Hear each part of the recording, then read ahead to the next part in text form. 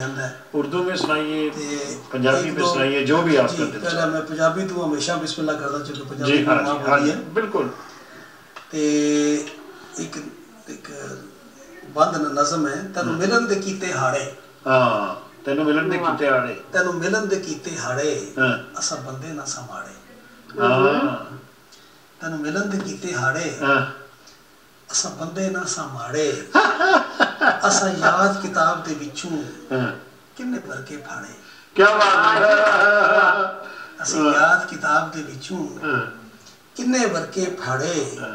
असा बह गुजारियां रातां लखां गिण गिण तारे। छोटी बहन है। असा बह गुजारियां रातां लखां गिण गिण तारे। साडे वगदे दिल दे अथरू मुक गए नहीं हुण सारे। असा छोड़ वतन दी मिट्टी परदेसा नू सुधारे।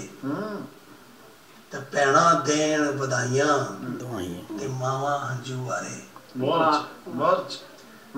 असा छोड़ वतन दी मिट्टी परदेसा नू सुधारे। भैणा देण वधाइयां ते मावां हंजू वारे। असा अद्धी सदी लंघाई किस्मत दे समाड़े।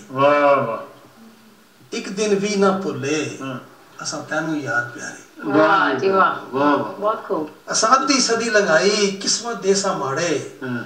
एक दिन भी ना भुले असा तैनू यार प्यारे। ते बाकी भी लंघ जासन तेरी यादां दे सहारे। क्या बात है। बाकी भी लंघ जासन तेरी यादां दे सहारे।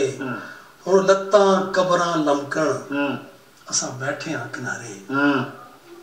ते गल अमजद दी ना भुली असा बंदे ना संभाड़े। वाह मैंने बड़ी अच्छी गल लगी, बंदे ना संभाड़े। ये तो इलाकाई है ना, इलाकाई सारी ज़बान है, सारे जेलम दी बोली है।